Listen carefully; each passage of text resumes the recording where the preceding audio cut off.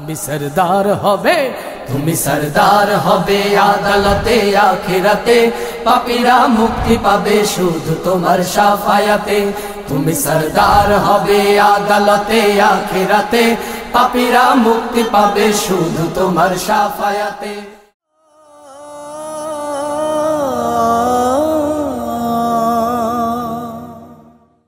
এদেরকে যারা কষ্ট দিচ্ছে, এদেরকে যারা বিভিন্ন নির্যাতন নিপীড়ন করছে, হতাশার কোন কারণ নেই।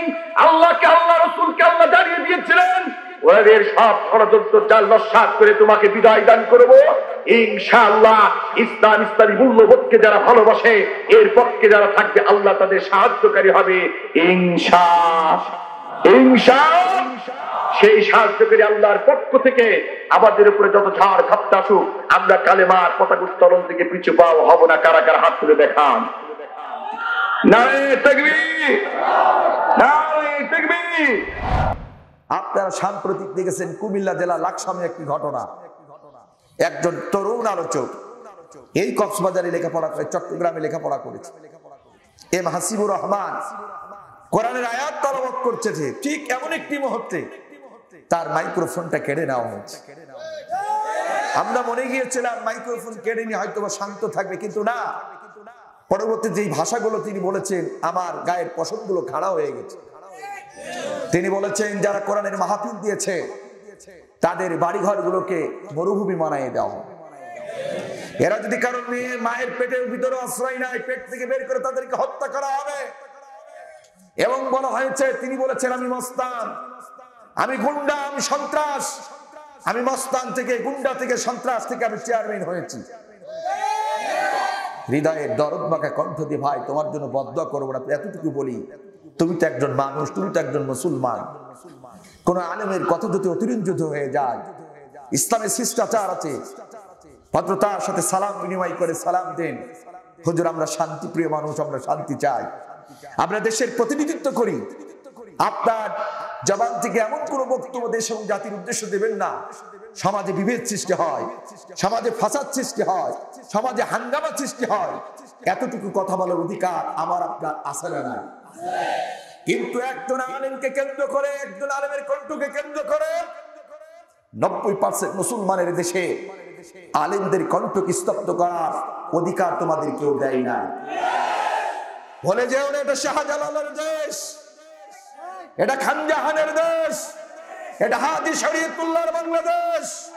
যে দেশে মসজিদে মসজিদানির ধামনির মধ্যে জাতির সকালে ঘুম ভাঙে, যে দেশে মসজিদে মসজিদানির ধামনির মধ্যে দিয়ে এ জাতি শাহনামাজ পড়ে রাতের বেলায় ঘুমাতে যায়, যে দেশে 4.5 লক্ষ মসজিদ রয়েছে, হাজার হাজার মাদ্রাসা রয়েছে, যে দেশের প্রাইম মিনিস্টার মুসলমান, যে দেশের বিরোধী দলের নেতা মুসলমান, যে দেশের রাষ্ট্রপতি মুসলমান, যে দেশের প্রধান বিচারপতি মুসলমান, সেই 90% মুসলমানের দেশে কোরআনের মাহফিল বন্ধ হবে, এটা বাংলাদেশের তৌহিদি জনতা মেনে নিতে পারে না।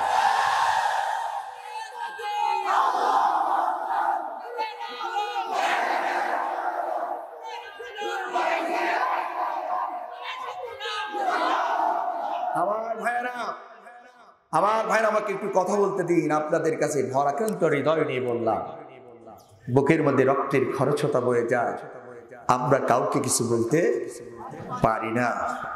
বলে যেও না, কার গায়ে হাত দিচ্ছ, এরা তো রসুলের উত্তরসূরি। আমার মনে হলো ভাই মাদ্রাসা পড়ুয়া, নিশ্চিত কিছু পড়েছে কিনা জানি না, আমি তার সম্পর্কে জানি না। তিনি স্টাডি করেছেন, ইসলামী গবেষণা করেন, প্রধান সভাপতি তিনিও স্টাডি করেন ইসলাম সম্পর্কে। আমি তাদের ব্যাকগ্রাউন্ড জানি না, কিন্তু আমার হৃদয়টা ভরে গেল। রাসূলের বক্তব্য ছিল বিদায় হজের সময়, ইয়া আইয়ুহাল হাদিরুন, হে উপস্থিত তৌহিদি জনতা, আনা খাতামুন নাবিয়্যিন, আমি তোমাদের শেষ নবী, লা নাবিয়্যা বাদি। শুনে রাখো, আমার পরে পৃথিবীতে কোনো নবী রাসূল আইবে না, কিন্তু ইন্নাল উলামা ওয়ারাসাতুল আম্বিয়া, আমি নবীর উত্তরসূরি হিসেবে আগামী দিনে জাতির রাহবার, জাতির পথ প্রদর্শক, জাতির শ্রেষ্ঠ সন্তান যারা হবে, ওরা আর কেউ নাই, যারা হক উলামা হাত কথা বলে ঠিক কিনা? তোমার কি এতটুকু বুক কাঁপে না? সেই উলামাদের হাত ভেঙে দিতে চাও, হাড় মটকাতে চাও, দেশ থেকে বিতাড়িত করতে চাও, এর থেকে দুঃখ হৃদয় বিতরক কথা কিছু হতে পারে না। তুমি কি ভুলে গেছো তোমার মায়ের বিবাহ কিন্তু আলেমরাই পড়িয়েছিল। তুমি পৃথিবীতে ভূমিষ্ঠ হয়েছ, তোমার কানে আজান কিন্তু আলেমরা দিয়েছিল। তোমার মা দুনিয়ার থেকে বিদায় নিয়েছে, তার জানাজাটাও পড়িয়েছিল কিন্তু আলেমরা। তুমি যদি পৃথিবী থেকে চলে যাও, হয়তো তোমার জানাজাটাও পড়াবে আলেমরা।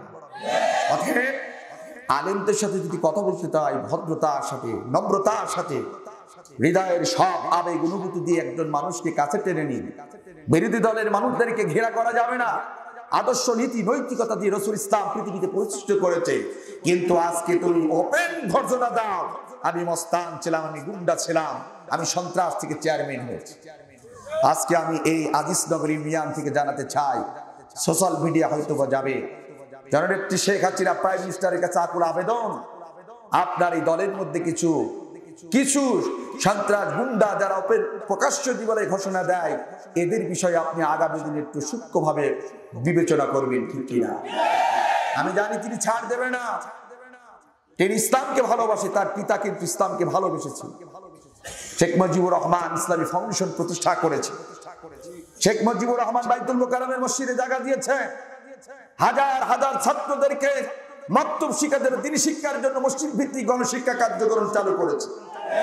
আপনার বাপ কিন্তু আলেম প্রিয় ছিল, কিন্তু আপনার দলের মধ্যে কিছু এরকম দলের ভাবমূর্তিকে ক্ষুণ্ণ করার জন্য যারা আলেমদেরকে কুরুচিপূর্ণ বক্তব্য দেয়, আলেমদেরকে হাত ভাঙতে চায়, ঘাড় মটকাতে চায়, আপনার কাছে সবিনয় অনুরোধ, আমরা তো আপনাকে ট্যাক্স দিয়ে দেশে আলেমরা বাস করে, এদের প্রতি আপনি সদয় হবেন।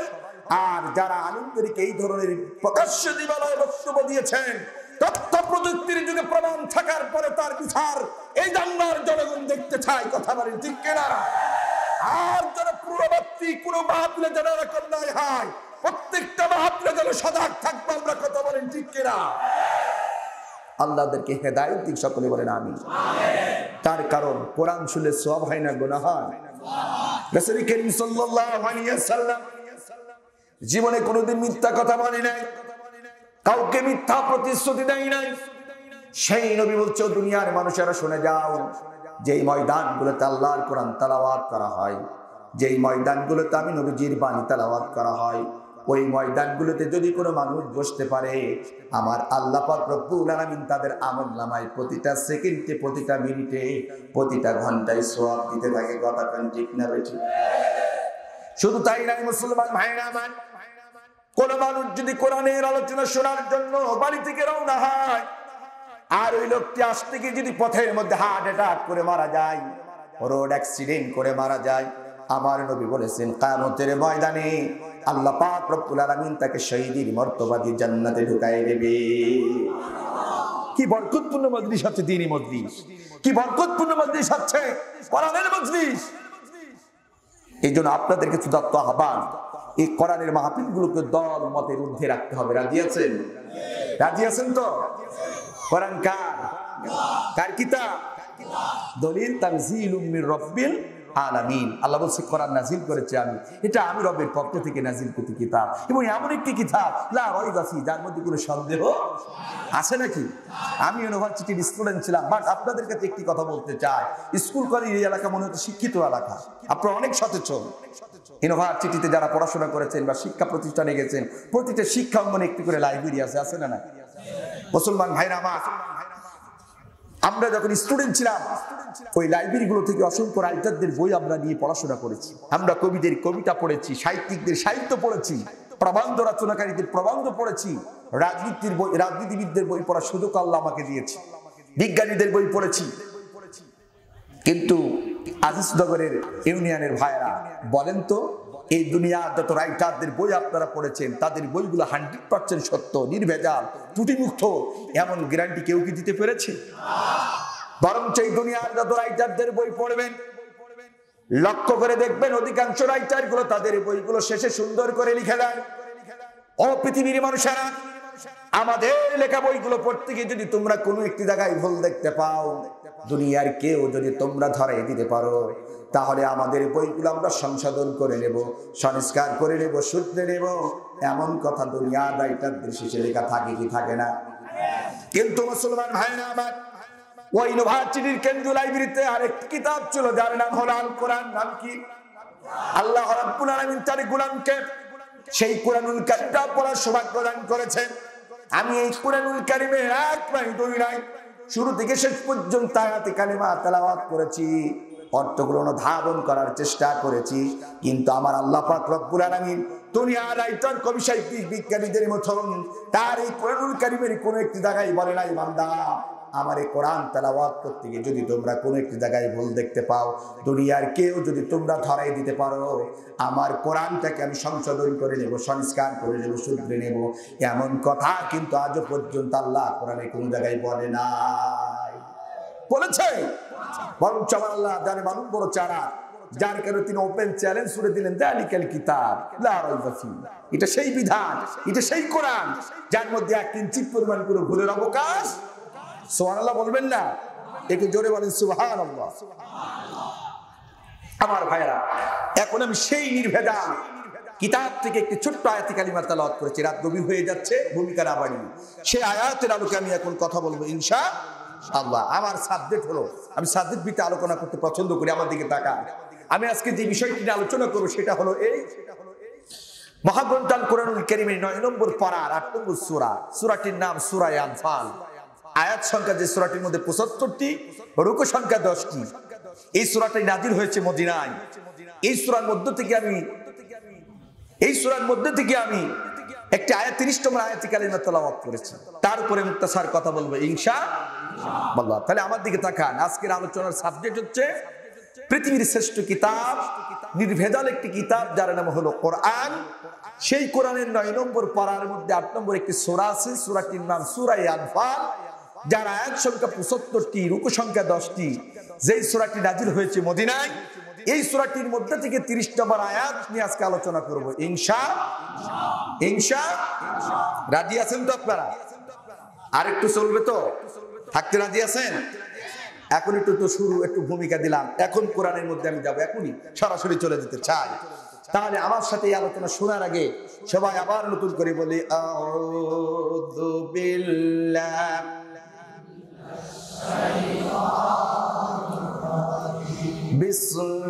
বিসমিল্লাহির রাহমানির রাহিম। ওয়া ইয ইয়ামকুরু বিকাল্লাযীনা কাফারু লিইসবিতুকা আও ইয়াকতুলুকা আও ইখরিজুকা ওয়া ইয়ামকুরুনা ওয়া ইয়ামকুরুল্লাহ ওয়াল্লাহু খায়রুল মাকিরিন। সাদাকাল্লাহুল আযীম।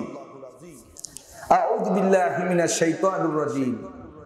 হিতাহিত মধ্যে শয়তান থেকে পানাহা চাচ্ছি। কার কাছে? যেহেতু এখানে লেখা আছে তাফসীরুল কোরআন মাহফিল, উলামাদেরকে কোরআন থেকে তাফসীর করতে হবে, ঠিক কি না? স্বল্প সময় খুব মনোযোগ দিয়ে শুনবেন, ভালো লাগবে। বিসমিল্লাহির রহমানির রহিম। পরম করুণাময়, অতীব দয়ালু মহান আল্লাহর নামে শুরু করছি। আমরা কোন কাজ শুরু করব কার নামে? এটা জবান ছেড়ে দিয়ে বলেন, কার নামে? আল্লাহ তাআলার নামে।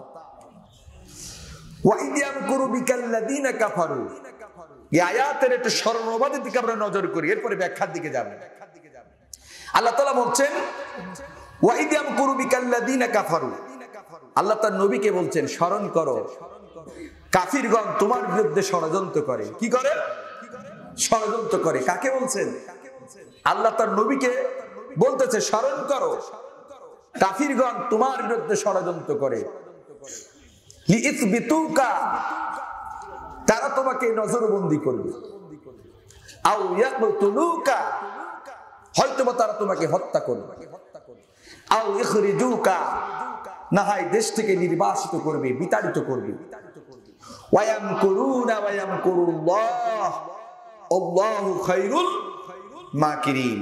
তারা ষড়যন্ত্র করে, আল্লাহ কৌশল অবলম্বন করেন, আর আল্লাহ হচ্ছে পৃথিবীর মধ্যে সবথেকে বড় কৌশলবিদ। সুবহানাল্লাহ বলবেন না? একটু জোরে বলেন না কেন সুবহানাল্লাহ? এটা হলো আয়াতের সরল অনুবাদ। এবার আমরা ব্যাখ্যার দিকে যেতে চাই। এই আয়াতে কালিমাটা নাযিল হলো এর ব্যাখ্যা না জানলে পরে শানে নজরুল না জানলে আজকের আলোচনা শুনে মজা পাওয়া যাবে না। সম্মানিত হাজিরিন, রাসূল করিম সাল্লাল্লাহু আলাইহি সাল্লাম নবুয়তের আগে মক্কার মানুষের কাছে কেমন মানুষ ছিল? আলামিন, সাদেক, আমানতদার। বোঝা যায় আপনাদের কথা? এই উপাধিগুলো দিয়েছিল কারা? কাফেরেরা। কারা? কাফেরেরা। সেই নবী যখন 40টা বছর পূর্ণ হলো, তার বয়স, আল্লাহ রাব্বুল আলামিন তাকে রিসালাতের দায়িত্ব দিলেন, নবুয়তের দায়িত্ব দিলেন। এক আল্লাহর গোলামি করার জন্য বলো, তোমাকে নেতা বানতে বলো, কোরআন মুসলিম জাতির কনস্টিটিউশন, সংবিধান, এটাকে জাতিকে মানতে বলো, তাহলে দুনিয়াতে শান্তি, পরকালে নাজাত পাওয়া যাবে। রাসূল করিম সাল্লাল্লাহু আলাইহি ওয়াসাল্লাম এই মিশন এবং এই ভিশন নিয়ে যখন ময়দানে কাজ করতে শুরু করলেন, মক্কায় তৎকালীন একটা স্বৈরাচার রাজা ছিল, নাম ছিল আবু জেহেল। কি নাম? এ ছিল স্বৈরাচার। এই আবু জেহেলের পূর্বের নাম ছিল আবুল হেকাম, জ্ঞানীর পিতা। কিন্তু ইসলামের বিপক্ষে আশ্রয় নেওয়ার কারণে তার নাম হলো আবু জেহেল। আবুল হেকাম থেকে কি নাম হলো? আবু জেহেল, মূর্খের পিতা। তার মানে হলো এই পৃথিবীতে আজও আমরা দেখতে পাই অসংখ্য ডিগ্রিধারী, ইউনিভার্সিটি টিচার, অনেক ডিগ্রি থাকে, ডক্টরেট পাস করেছে, এরপরে দেখা যায় মানে যোগ্যতার ঠেলায় কয়েকদিন পরে দেখা যায় বলে দেয়ার ইজ নো গড, প্রভু বলতে কেউ নাই। বলে কি বলে না? এরা হচ্ছে সে আবু জেহেল মার্কা। ঠিক না বেঠিক? কথা বলে ঠিক না বেঠিক? এরা জ্ঞানীর পিতা। ঠিক না বেঠিক? মূর্খের পিতা জ্ঞানী হতে পারে, কিন্তু কোরআনের ভাষায় তারা মূর্খের পিতা। কথা বলে ঠিক কিনা? আবু জেহেল যেহেতু তিনি অবৈধ রাষ্ট্রপতি, এই রাষ্ট্রপ্রধান, তার একটা সংসদ ছিল, সংসদটির নাম ছিল দারুন নদওয়া। কি নাম? পৃথিবীতে প্রত্যেকটি রাষ্ট্রের একটি নির্দিষ্ট জায়গা আছে যেখান থেকে জাতির ভাগ্যের পরিবর্তন ঘটায়। আমেরিকাতে যে জায়গায় জাতির জন্য বিল পাস করা হয়, এটার নাম হোয়াইট হাউস। কি হাউস? এই তো কয়েকদিন আগে নির্বাচন হলো, হোয়াইট হাউসের আগে নেতা ছিল ট্রাম্প, আর এক শয়তান গিয়ে আর এক শয়তানের নাম কি? Joe Biden. কি নাম? এই জোরে বলেন, কি বললাম? Joe Biden. আমেরিকার জাতির ভাগ্যের পরিবর্তন ঘটানোর জন্য আমেরিকার প্রেসিডেন্ট যেই জায়গায় জাতির জন্য বিল পাস করে, ওটার নাম হচ্ছে হোয়াইট হাউস। ওটার নাম কি? এই জোরে বলুন, ওটার নাম কি? White house. বাংলাদেশে যে জায়গায় জাতির জন্য বিল পাস করা হয়, এটার নাম কি? সংসদ। এটার নাম কি? সংসদ। ঠিক আবু জেহেল, তারও একটা সংসদ ছিল, তার সংসদটির নাম ছিল দারুন নদওয়া। কি নাম? এই জায়গায় বসে আবু জেহেল মানুষের ভাগ্যের পরিবর্তন ঘটার বিভিন্ন ধরনের সিদ্ধান্ত ওখান থেকে নিত। রাসূল সাল্লাল্লাহু আলাইহি ওয়াসাল্লামের বয়স যখন 40 বছর পূর্ণ হলো, আল্লাহ রিসালাতের দায়িত্ব দিলেন। আবু জেহেল এই দারুন নদওয়ায় বসে একটা রাষ্ট্র যদি অবৈধ হোক আর বৈধ হোক যদি গঠন হয়ে যায়, তার কিন্তু সংসদে মন্ত্রী পরিষদ লাগে কি লাগে না? এই কথা বলে লাগে কি লাগে না?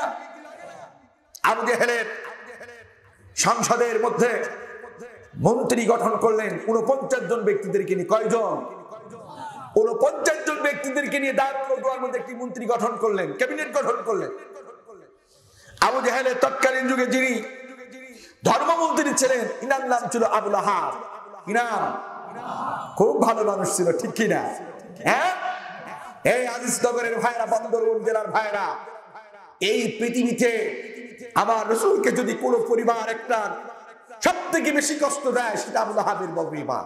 আবুল আহাবের পরিবার, যার কারণে আল্লাহ তাআলা এই পরিবার, গোটা পরিবারকে ধ্বংসের জন্য কুরআনুল কারীমের মধ্যে একটা পূর্ণাঙ্গ সূরা নাযিল করলেন, যার নাম হলো সূরা লাহাব। কি নাম?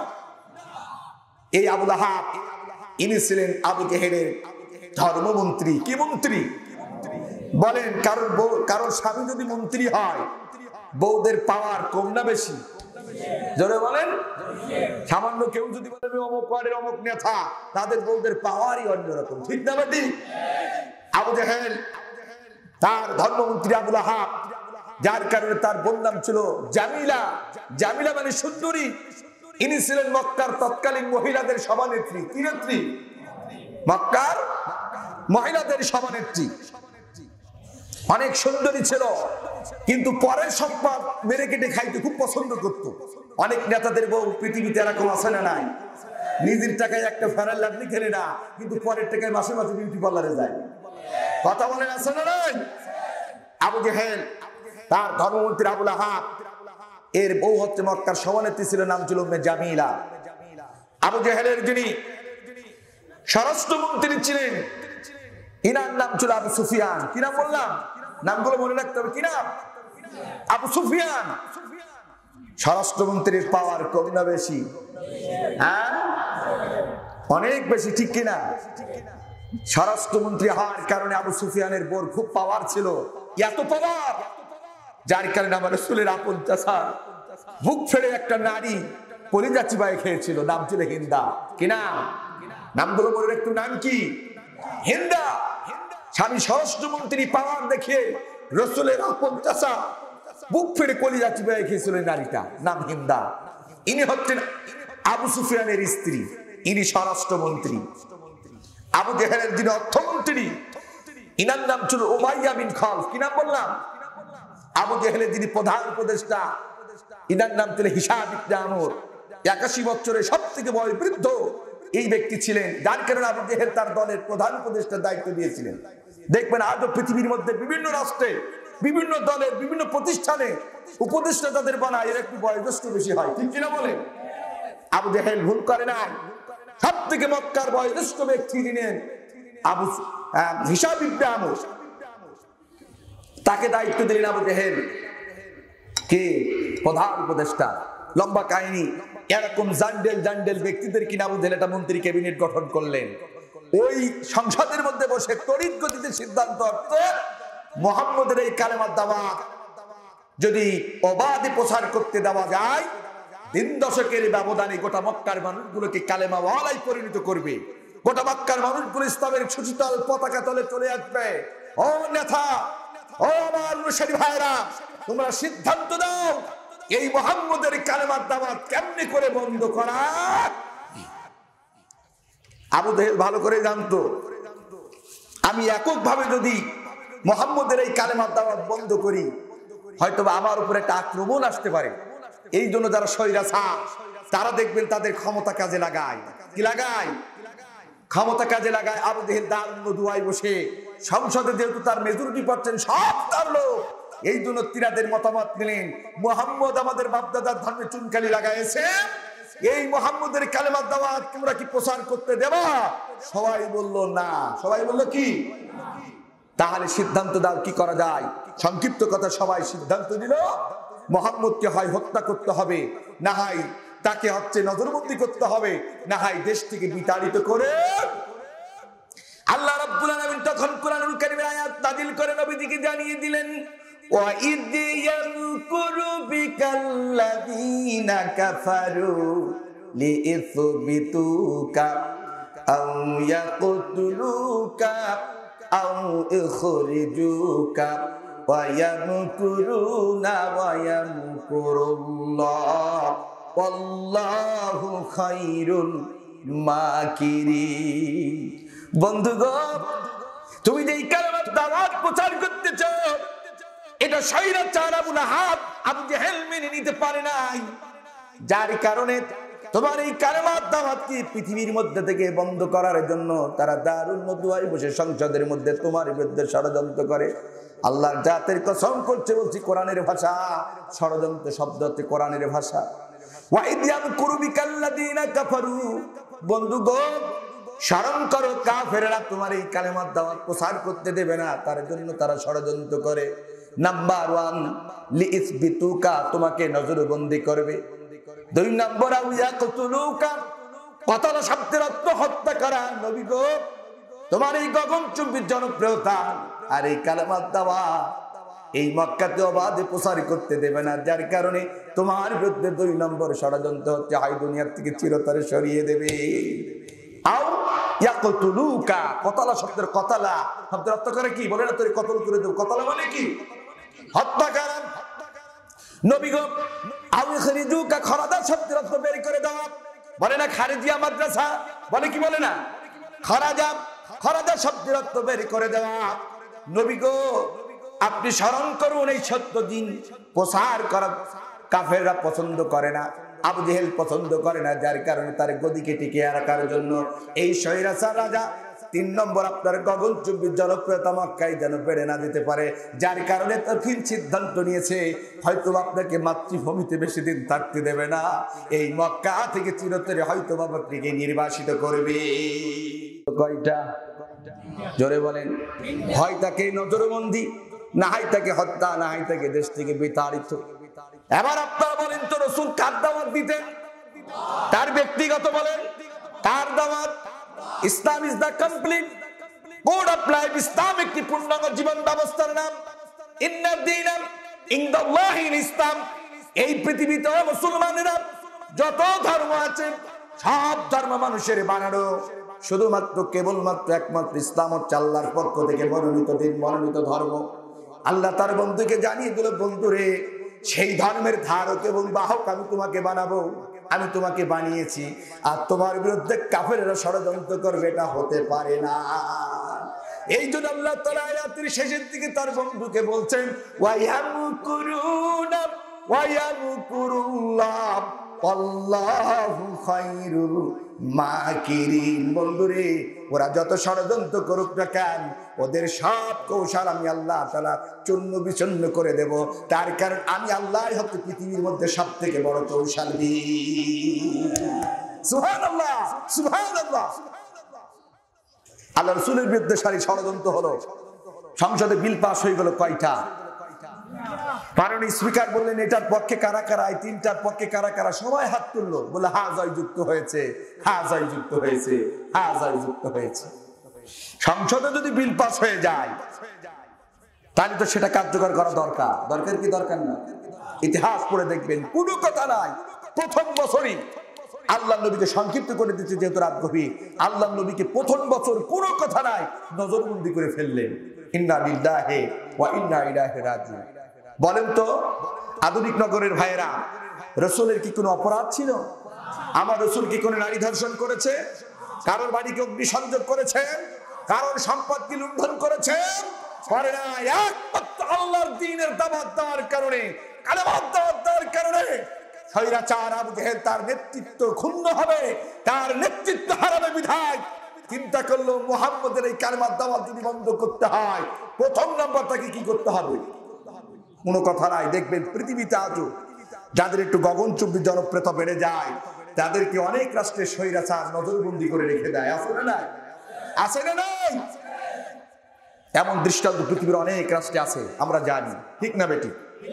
আল্লাহ নবীকে নজরবন্দি করলেন আবু জেহেল। চিন্তা করলো মুহাম্মদ তো শুধু মক্কার নবী নাই, আমার নবী কি শুধু মক্কার নবী? একজন বন্দী মানুষকে বন্দী করে রেখে তার বিরুদ্ধে বিভিন্ন ধরনের কুরুচি বক্তব্য মন্তব্য তৈরি করা যায় কি যায় না? আবু জেহেল চিন্তা করলো মুহাম্মদ তো শুধু মক্কার নবী না, সে তো আন্তর্জাতিক নবী বলে। এখন চিন্তা করলো আমিও আন্তর্জাতিক ভাবে তাকে একটু কালারিং করতে চাই। কি করতে চাই? কালারিং করতে চাই। আল্লাহ রাসূলকে নজরবন্দি করলেন, মক্কার যুবকদেরকে ডাকলেন, এই যুবকেরা, আমাদের বাপদাদার ধর্মে চুনকালি লাগায় মুহাম্মদ একটি নতুন ধর্ম প্রচার করে পৃথিবীতে আমাদের ধর্ম বিলুপ্ত করে দিয়ে সমাজের নেতা বানতে চায়, তোমরা কি করতে দেবা? যুবকেরা বললো না। যুবকেরা কি বললো? বলছে তাহলে যদি না হয় তাহলে এই মুহাম্মদ তো মক্কার নবী না, সে বেটা বলে আন্তর্জাতিক নবী। এখন তোমাদের একটা কাজ, সেটা হলো মক্কা তো ব্যবসার প্রাণ কেন্দ্র, এই মক্কাতে ঢুকতে গেলে 12টা রাস্তা আছে। কয়টা? আবু জেহেল বলল এই 12টা রাস্তায় তোমাদেরকে দাঁড়াতে হবে, স্লোগান হবে একটা। কয়টা? এই জোরে বলেন কয়টা? মিমতে মুহাম্মদ, মুহাম্মদ মানে পাগল। এই মক্কাতে একটা পাগলের আবির্ভাব করেছে যার নাম হলো মুহাম্মদ। এই পাগলের কাছে যে যাবে সে শুদ্ধ পাগল হয়ে যাবে। কি হয়ে যাবে? নাউজুবিল্লাহ বলবেন না? কাদেরকে এই কথা বলছে? বলেন না কেন? যুবকদেরকে। যুবকরা বলছে মাননীয় প্রাইম মিনিস্টার, এই স্লোগান দিতে পারি, শর্ত আছে। কি আছে? যুবকেরা তো শর্ত ছাড়া নড়ে না। নড়ে? বলে কি শর্ত? ভাই আমরা রাত দিন 24 ঘন্টা পরিশ্রম করে আপনার পক্ষে স্লোগান দেব, মুহাম্মদের বিপক্ষে তার গায়ে কলঙ্ক লেপন করবো, এর বিনিময়ে আমাদেরকে ক্ষুধা লাগলে খাবার দিতে হবে। এরপরে সারা রাত যেহেতু স্লোগান দেবো, রাত দিন 24 ঘন্টা মাথা ঠিক থাকবে না, এই দিন উলটপালট করতে একটু মদ দিতে হবে, মাদক দিতে হবে। কি দিতে হবে? এরপরে যদি মাতৃত্বের মাধ্যমে বেড়ে যায়, একটু নারীর সঙ্গ চাই, মক্কাতে কিছু সুন্দরী নারীও আমাদের সাথে দিতে হবে। কি দিতে হবে? বলছে কোনো ব্যাপার নাই, বলছে কেউ যেন ডিস্টার্ব না করে, এর জন্য অতন্ত্র প্রহরী নাই, আপনার প্রশাসন কিছু করে সিলেক্ট করতে হবে, তারা রাত দিন 24 ঘন্টা পাহারা দেবে। স্লোগান কয়টা? এই জোরে বলেন কয়টা? তার বিরুদ্ধে যে রাসূলকে কিছুদিন আগেও তারা আমিন বলে ডাকতেন, সাদেক বলে ডাকতেন, আমানতদার বলতেন, সেই রাসূল সাল্লাল্লাহু আলাইহি ওয়াসাল্লাম কালেমার দাওয়াত দেওয়ার কারণে এখন আবু জেহেল স্বৈরাচার রাষ্ট্রপ্রধান যুবকদেরকে হাত করে স্লোগান দিয়াতে চাচ্ছে, কলঙ্ক লেপন করতে চাচ্ছে, আন্তর্জাতিকভাবে যারা ব্যবসায়ী তাদের কাছে পৌঁছাই দিতে চাচ্ছে রাসূলের এই মেসেজটা। তিনি একটা পাগল, নাম কি? মুহাম্মদ। যুবকেরা এই কথা প্রস্তাব দেওয়ার সাথে সাথে আবু জেহেল মিসকিসকির হাসে আর বলে, সব তোদের জন্য মদ, তোদের জন্য খাবার, তোদের জন্য নারী, তোদের জন্য অতন্ত্র প্রহরী নাই, মিলামিশা করা সব সুযোগ দেবো। প্রয়োজন হলে এই কাজ করতে গিয়ে যদি রাষ্ট্র ফাঁকা হয়ে যায়, অর্থনৈতিক ভাবে যদি আমি দুর্বল হয়ে পড়ি, প্রয়োজন হলে অন্যের রাষ্ট্রের হাতে তুলে দেবো। তোমার আমার যার শত্রু মুহাম্মদকে আন্তর্জাতিক ভাবে ক্যানারিং করতে হবে, রাজি আছিস? তারা বলল লাব্বাইক, রাজি। আজও পৃথিবীর মধ্যে এমন রাষ্ট্র আছে না নাই? কথা বলেন, আছে না নাই? যাদের গগনচুম্বী জনপ্রিয়তা, যাদের বক্তব্য বিবৃতি শুনে হাজার হাজার বিধর্মী মুসলমান হয়, যাদের বক্তব্য বিবৃতি শুনে একজন পথহারা যুবকেরা পথের দিশা খুঁজে পায়, সেই ধরনের চরিত্রবান আদর্শবান মানুষদেরকে আন্তর্জাতিক ভাবে পৃথিবীর মানুষদের কাছে কলঙ্কিত করার জন্য অনেক যুবকদেরকে মত দেওয়া হয়, বিভিন্ন পদের লজ্জা করা হয়, রাষ্ট্র হবে আকাম কুকাম করার পাহারা দেওয়া হয়। কথা বলে ঠিক তবে ঠিক, জোরে বলেন আছে না নাই? মুসলমান ভাইরা আমার ইতিহাস পড়ে দেখবেন আল্লাহ কি বলছে দেখেন। এবার আমার ভাইরা আমার, খেলা শুরু হয়ে গেল। তার মানে একটা রাষ্ট্রের ভাবমূর্তি, সম্মান এবং অসম্মান বাড়াতে পারে এই যুবকেরা, ঠিক না বেটি? দেখেন না, ভালো মানুষ যারা একটু টাকা বেশি দেয় তারা রাজপথে স্লোগান দেয়, অমুক ভাইয়ের চরিত্র ফুলের মতন পবিত্র, অমুক ভাইয়ের মার খা। এই ধরে বলেন কি আসলে নাই?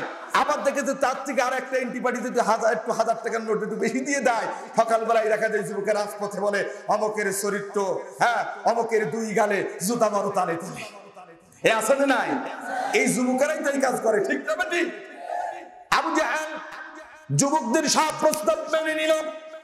আল্লাহর নবী নজরবন্দি বাদ দিকে তাকান, 12টা রাস্তার মাঝে দাঁড়িয়ে দেয়, নবীর বিরুদ্ধে তারা স্লোগান দেয়, আকাম কুকাম করে, মাতলামি করে, কেউ ডিস্টার্ব করে না।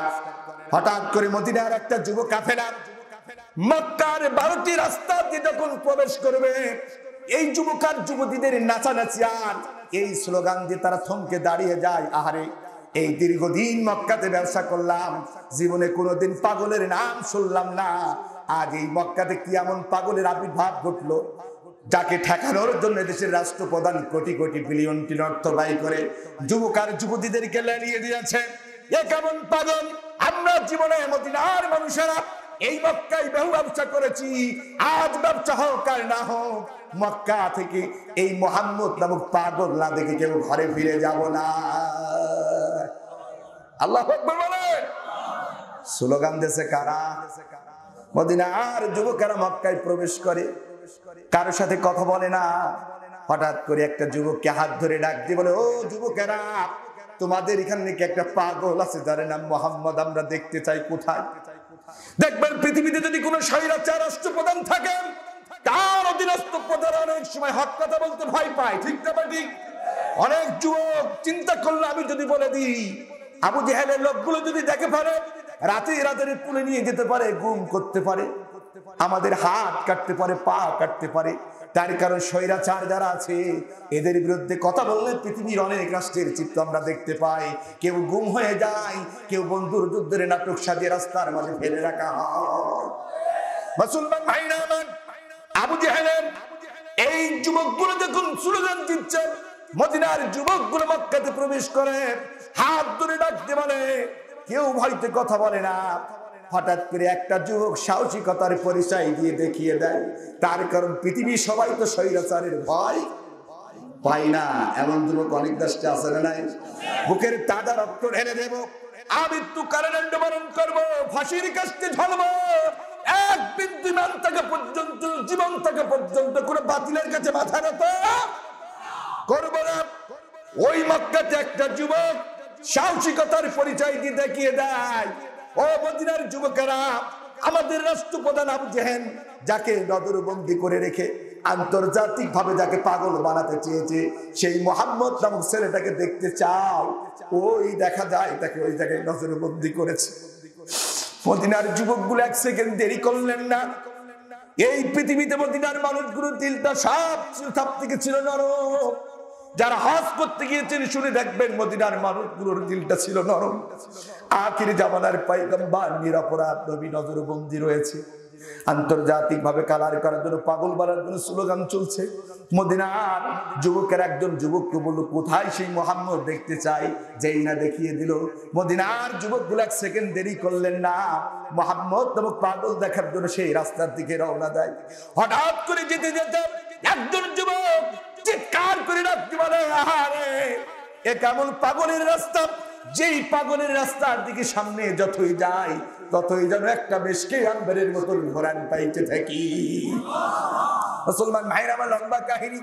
একটা পর্যায়ে রাসূলের সামনে চলে গেলেন, আর এই মদিনার যুবকগুলো চিন্তা করলেন, পাগল যদি হবে মাথার চুলগুলো থাকবে লম্বা লম্বা, পাতল যদি হবে হাতের চারাগুলো হবে বড় বড়, পাগল যদি হবে দাঁতগুলো থাকবে অপরিষ্কার, পাগল যদি হবে তার চেহারা দিয়ে একটা দুর্গন্ধ বাইর হবে।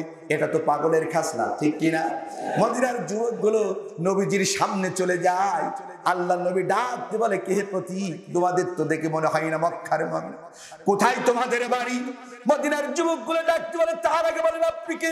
নবীজি ভারাক্রান্ত হৃদয় নিয়ে ডাকতে বলে, আমি মুহাম্মদ। মদিনার যুবকগুলো ডাকতে বলে, আপনি কি সেই পাগল মুহাম্মদ? আল্লাহ নবী ডাকতে বলে, হ্যাঁ আমি সেই মুহাম্মদ। মদিনার যুবকগুলো ডাকতে বলে, মুহাম্মদ তুমি যদি পাগল হবে, তোমার মাথার চুলগুলো হবে বড় বড়, তোমার দাঁতগুলো থাকবে অপরিষ্কার, তোমার চেহারা দিয়ে দুর্গন্ধ বাইরে হবে। কিন্তু আমরা মদিনার যুবকগুলো চিন্তা করে দেখতেছি, তোমার মতন এত সুন্দর নুরানিওয়ালা মানুষ আমরা মদিনার মানুষ কোনদিন চোখে দেখি না। আল্লাহু আকবার বলেন। কেন তোমাকে পাগল বানিয়েছে এত সুন্দর মানুষ হওয়ার পরও আমরা জানতে চাই। রাসূল সাল্লাল্লাহু আলাইহি ওয়াসাল্লাম অশ্রুসিক্ত নয়ন নিয়ে বলতে, শোনো ও মদিনার যুবকেরা, আমি মুহাম্মদ। এই তো কয়েকদিন আগে এই মানুষগুলো আমাকে আলামিন বলে ডাকতো, সাদেক বলে ডাকতো, আমানতদার বলে ডাকতো।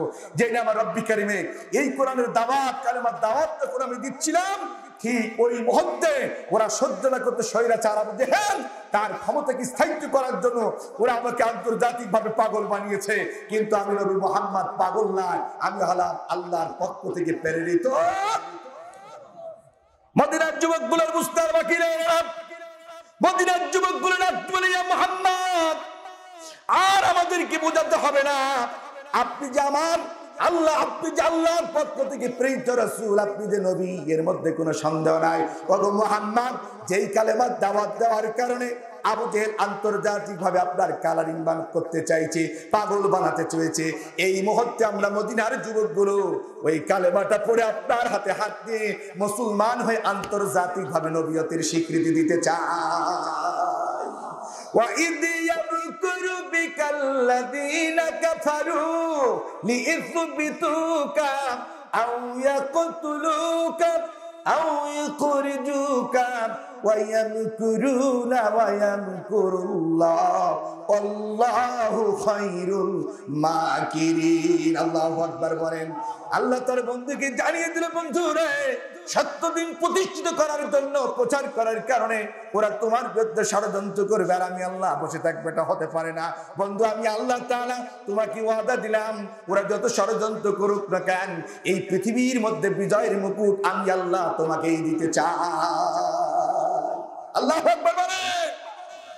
আবু জেহেলের কানে এখন আওয়াজ গেল, যারে ঠেকানোর জন্য আন্তর্জাতিক ভাবে কোটি কোটি মিলিয়ন রাষ্ট্রীয় কোষাগার থেকে ব্যয় করলো, যুবক যুবতী দিল, আকাম কুকাম করার সুযোগ দিল, রাত দিন 24 ঘন্টা স্লোগান দিল, মিমতে মোহাম্মদ, মোহাম্মদ মানে পাগল।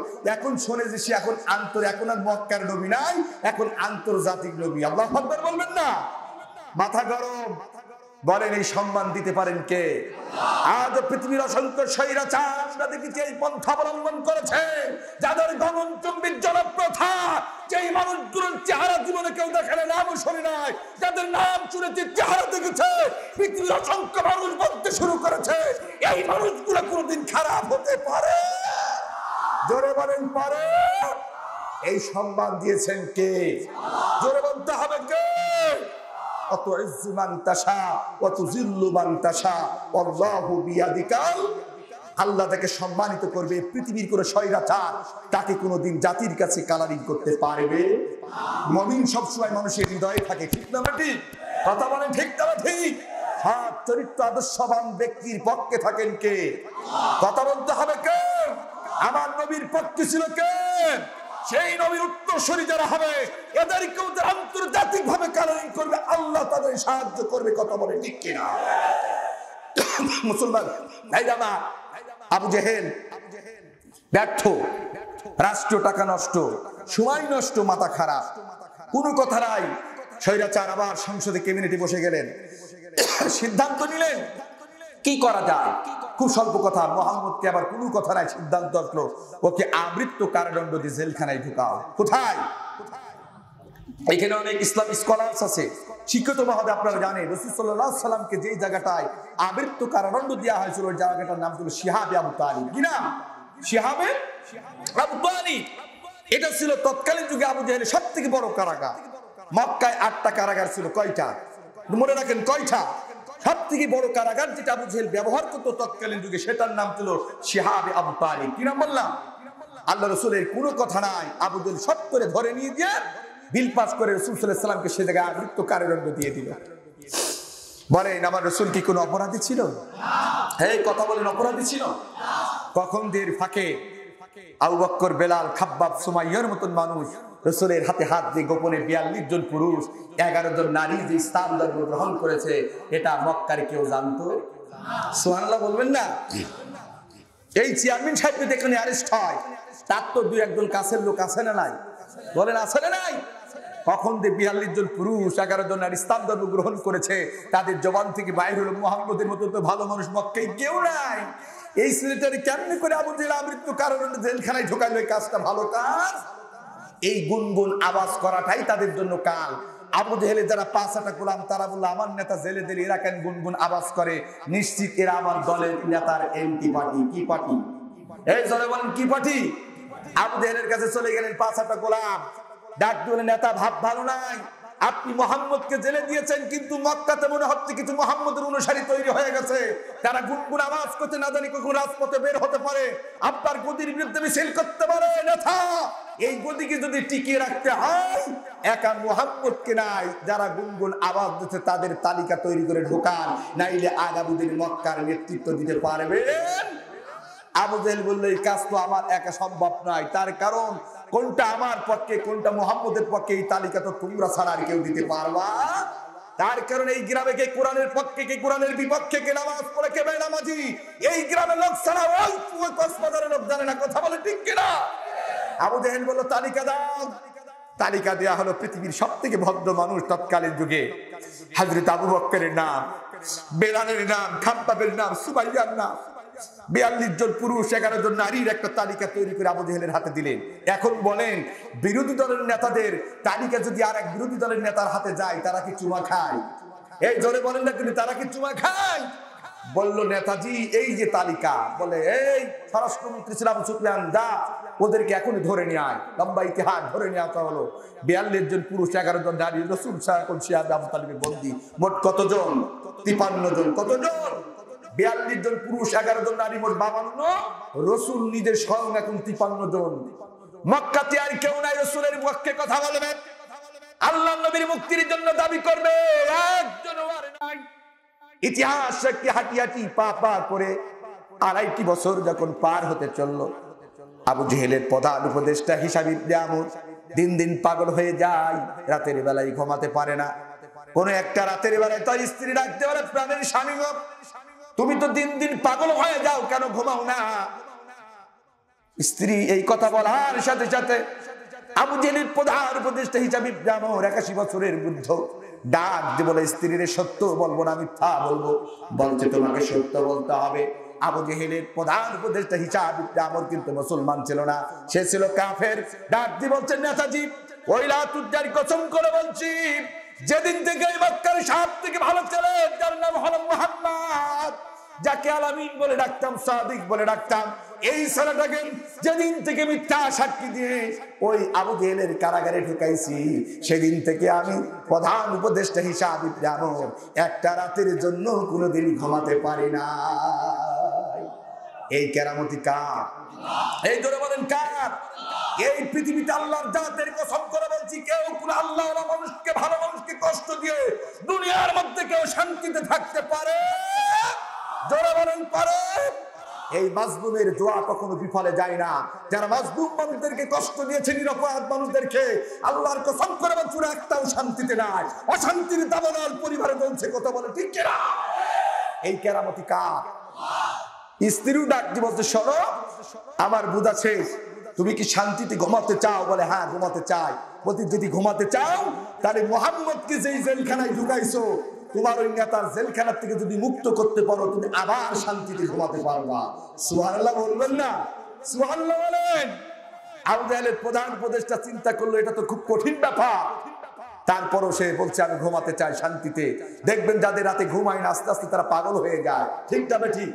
তিনি বললেন আমি ঘুমাতে চাই, কিন্তু মুহাম্মদকে আমি মুক্ত করব। কিন্তু আবু জেহেল তো খারাপ নেতা, এখন কি যদি মুহাম্মদের প্রশংসা করি, ও বেটা তো গদিলুবি, ক্ষমতালুবি, যারা স্বৈরাচার, ওরা দেখবেন মানুষ মারা গেলেও, হাত কাটলেও, পা কাটলেও, অসংখ্য বাণিজ্য ধারালেও তাদের এতটুকু দূরের হৃদয়ের মধ্যে রেখাপাত করে, আছে না? আবু জেহেল ছিল স্বৈরাচার। তিনি চিন্তা করলেন, আমার ভাইরা আমার, তার প্রধান উপদেষ্টা চিন্তা করলো এখন যদি মুহাম্মদের প্রশংসা করি, ও বেটা আমাকে শুধু কোথায় দেবে? জেলখানায়।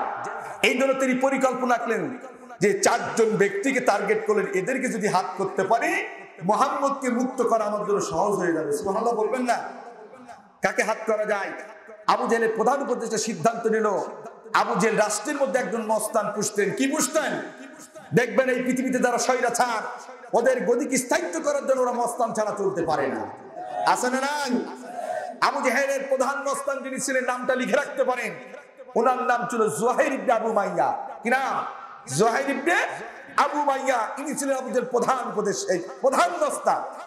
রাত 12টা বেজে গেছে, মক্কার সব মানুষগুলো ঘুমিয়ে গেছে। আবু জেহেলের প্রধান উপদেষ্টা প্রধান মস্তানকে টার্গেট করে তার বাড়িতে গেলেন।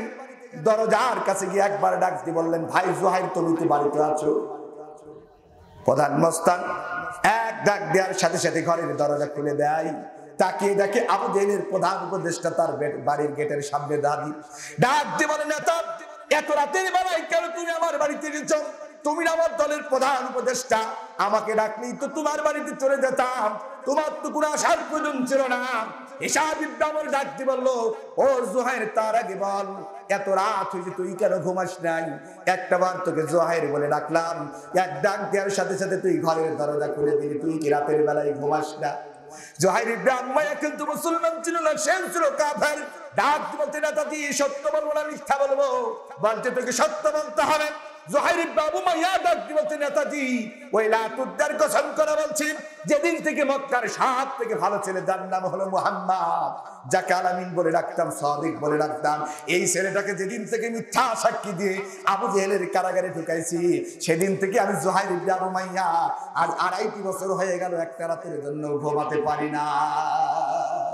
وَإِذْ يَمْكُرُ بِكَ الَّذِينَ كَفَرُوا لِيُثْبِتُوكَ أَوْ يَقْتُلُوكَ أَوْ يُخْرِجُوكَ وَيَمْكُرُونَ وَيَمْكُرُ اللَّهُ وَاللَّهُ خَيْرُ الْمَاكِرِينَ। আল্লাহর প্রিয়তম বান্দাদেরকে, আল্লাহর খাঁটি গোলামদের বিরুদ্ধে ষড়যন্ত্র করবে, আল্লাহ বসে থাকতে পারে? এই আয়াতের মধ্যে রাসূল সাল্লাল্লাহু আলাইহি ওয়াসাল্লামকে আল্লাহ তাই বলেছিলেন। এখন রাসূলের পক্ষে কয়জন হয়ে গেলেন? কথা বলেন, কয়জন? মোট লাগবে কয়জন আর বাকি আছে কয়জন? 3 জনকে টার্গেট করেছেন এই 2 জন নেতা। কিন্তু প্রধান মস্তান তিনি বলছেন, নেতাজি এখনই যাব, মুহাম্মদকে আবু জেহেলের কারাগার থেকে আমি এখনই মুক্ত করব, চলেন আবু জেহেলের কাছে। হিসাব ইবনে আমর ছিল তীক্ষ্ণ বেরের অধিকারী, বলছে, বেটা থাম, তুই যত বড় দলের প্রধান মস্তান হইস না কেন, আর আমি দলের প্রধান উপদেষ্টা হয় না কেন, এটা গদির ব্যাপার, এটা চেয়ারের ব্যাপার। যারা স্বৈরাচার, এদের দেখবেন স্বার্থ ফুরিয়ে গেলে এরা দেখবেন এরকম কিশোর মতন মানুষকে ছুঁড়ে ফেলে। কথা বলে ঠিক কিনা? কথা বলে ঠিক না ঠিক? পৃথিবীর অসংখ্য রাষ্ট্রের চিত্র আমরা জানি, যাদের কাদের উপর ভার করে পৃথিবীর অসংখ্য স্বৈরাচার তারা গদি দখল করেছে, কিন্তু স্বার্থ ফুরিয়ে গেছে, ইস্যুর মতন তাদের ছুড়ে ফেলেছে। কথা বলেন ঠিক কিনা? কথা বলেন ঠিক কিনা? ঠিক। আবুদের মধ্যে থাম নেতা, আরো 3টা নেতা হাত করতে হবে, তবেই মোহাম্মদকে মুক্ত করা সহজ হবে। কাকে হাত করা যায়? সংক্ষিপ্ত কথা, 2 জন নেতা সিদ্ধান্ত নিলেন আবু জেহেল রাষ্ট্রের মধ্যে একজন চাঁদাবাজ পুষতেন। কি বাস? এই পৃথিবীতে স্বৈরাচার যারা, ওরা দেখবেন দল পার্টি চালাতে হলে চাঁদাবাজি ছাড়া চলতে পারে না। ইসলামী হুকুমত যদি কোন রাষ্ট্রের মধ্যে প্রতিষ্ঠিত হয়, হে আদুনগরী উন্নয়নবাসী, আমি মাওলানা আব্দুল কাদের দাত্তাহীন কণ্ঠে জানাই গেলাম, সেই রাষ্ট্রের মধ্যে কোন চাঁদাবাজের খাওয়া থাকবে না। কথা বলে ঠিক না ঠিক? ইসলাম চাঁদাবাজকে কবর রচনা করে, ইসলাম চাঁদাবাজের পক্ষে। জোরে বলেন পক্ষে। ইসলাম ইসলামী মূল্যবোধে ব্যক্তিত্ব মানুষগুলো নিজেদের অর্থ দিয়ে ইসলামকে প্রতিষ্ঠিত করার জন্য জনগণের পাশে দাঁড়ায়, কারোর পকেটের টাকা নিয়ে দলপাটি করে। আবু জেহেল স্বৈরাচার, এই জন্য তিনি চাঁদাবাজ পুষতেন। লিখে রাখেন, আমি ইউনিভার্সিটির স্টুডেন্ট, আমার স্যারের কাছ থেকে তথ্যগুলো সব সংগ্রহ করেছি। আবু জেহেলের প্রধান চাঁদাবাজ যিনি ছিলেন, ওনার নাম ছিল জুহাইর ইবনে আবু উমাইয়া, ওনার নাম ছিল মতিম ইবনে আদি। কি নাম বললাম? মতিম ইবনে। ইনি ছিলেন আবু জেহেলের প্রধান চাঁদাবাজ। রাত 12টা বেজে গেছে, 2 জন নেতা চলে গেছে তার বাড়িতে। একবার দরজা লক করেছে, মতিম তুমি বাড়িতে আছো। ঘরের দরজা খুলে দিয়েছে, তাকিয়ে দেখে 2 জন নেতা তার বাড়িতে। ডাক দিয়ে বলে, এত রাত্রে কেন? 2 জন নেতা একই সুরে বলে, হে মতিম ইবনে আদি, তার আগে বল এত রাত হয়েছে তুই কেন ঘুমাস নাই? সুবহানাল্লাহ বলবেন না? সাথে সাথে মতিম ইবনে আদি ডাক বলছে, না তো সত্য বলবো না মিথ্যা বলবো? বলতে তোকে সত্য বলতে হবে। এই 2 জন নেতা কিন্তু মুসলমান ছিল না। মতিম ইবনে আদি কিন্তু মুসলমান ছিল, সেও ছিল কাফের। ডাক দিয়ে বলছে, নেতাজি ওই লাত উদ্দার কসম করে বলছি, যেদিন থেকে মক্কায় সব থেকে ভালো ছেলে, যার নাম ছিল মুহাম্মদ, এই ছেলেটাকে যেদিন থেকে মিথ্যা সাক্ষী দিয়ে আর তার অনুসারী মক্কার ভালো মানুষ আবু বকর, বেলাল, খাব্বাব, সুমাইয়া, এই মানুষগুলো যেদিন থেকে মিথ্যা সাক্ষী নিয়ে ওই আবু জেহেলের কারাগারে ঢুকাইছি, সেদিন থেকে আমি মতিম ইবনে আদি আর 2.5 বছর পারে হতে চললো, একটা রাতের জন্য কোনোদিন ঘুমাতে পারি না। এই কেরামতি কার? এই ঘুম কেড়ে নিয়েছেন কে? আল্লাহ। সাথে সাথে ওই 2 জন নেতা বলছে, তোর মতন আমরাও ঘুমাতে পারি নাই, কি করবি?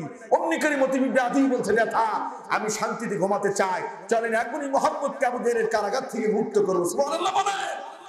কয়জন হয়ে গেলেন? জোরে বলেন কয়জন? বাকি আছে কয়জন? অনেক ঘটনা ছিল এর মধ্যে। 3 জন মিলে পরিকল্পনা আঁকলেন, আর 2 জনকে হাত করতে হবে। কাকে হাত করা যায়? 3 জন ব্যক্তি মিলে সিদ্ধান্ত নিলেন আবু জেহেল রাষ্ট্রের মধ্যে একজন বডিগার্ড পুষতেন। কি গার্ড?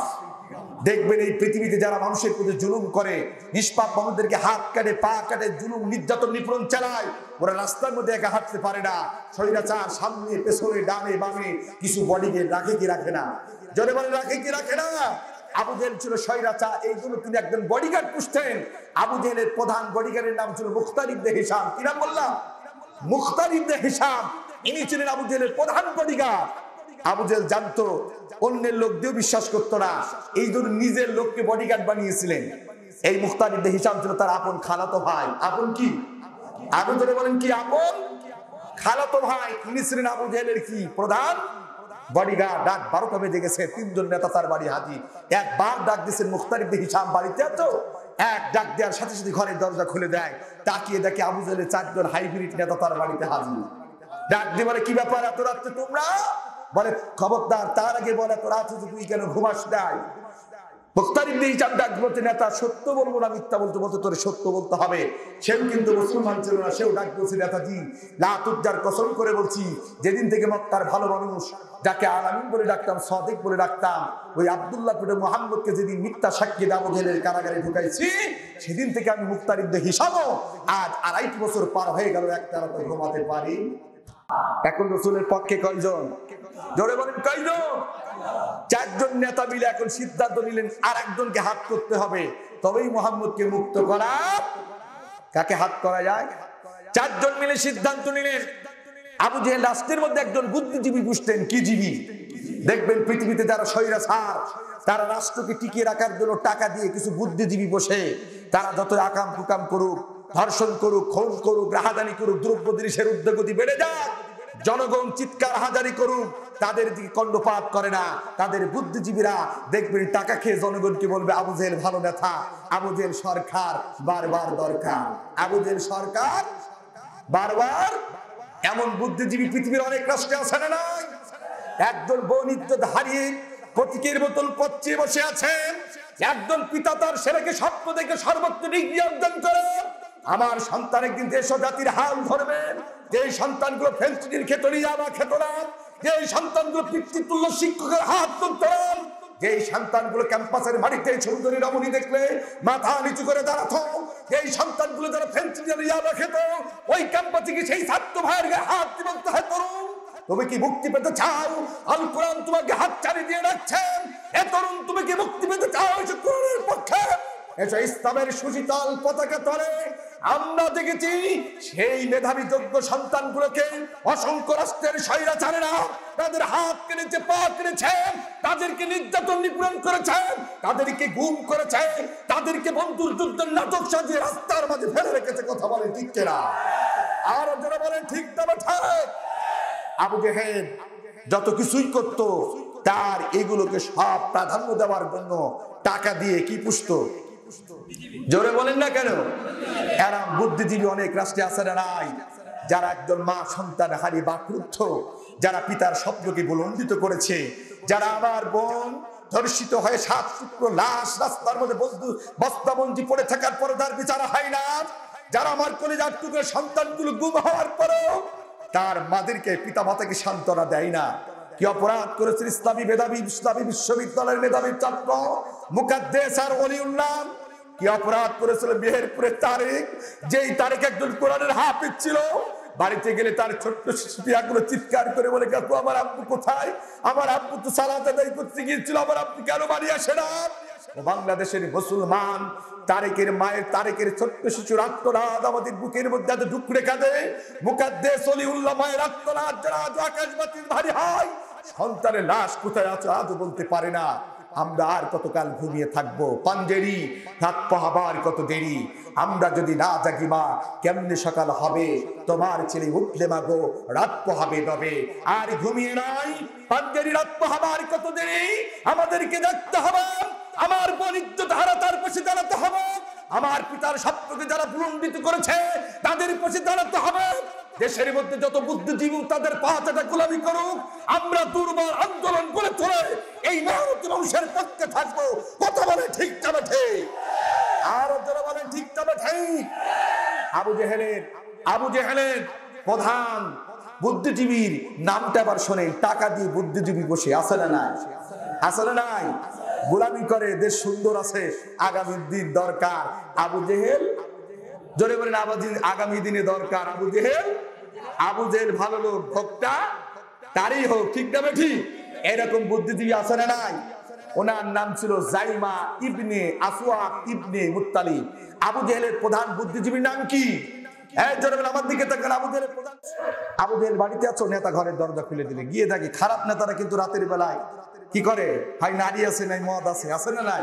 না আগাম কুকাম নিয়ে ব্যস্ত থাকে, থাকে কি থাকে না? 5 জন নেতাকে দেখে আবু জেহেল বলে কি ব্যাপার এত রাত এখন কি জন্য এসেছো? নিশ্চয় আমার সাথে আনন্দ করবা, ফুর্তি করবা। এই ভালো ভালো মাছ ভালো ভালো খাবার রেডি কর, সুন্দরী রমণীগুলো একটু সাজুগুজু করে থাকো। আজকে যাদের কারণে আমি আবু জেহেল কোনো মক্কার প্রাইম মিনিস্টার হিসেবে টিকে আসি, নিশ্চিতের আমার কাছে আজকে তোমাদের সাথে আনন্দ ফুর্তি করার জন্য এসেছে, রেডি হও। সাথে সাথে 5 জন নেতা বলে নেতা জীবনে বহু অপমান করেছি, নারীবাদী করেছি, আর একটি কথার জবাব দেবেন, এরপর যত আনন্দ যত ফুর্তি আছে আপনার সাথে করবো। সুবহানাল্লাহ।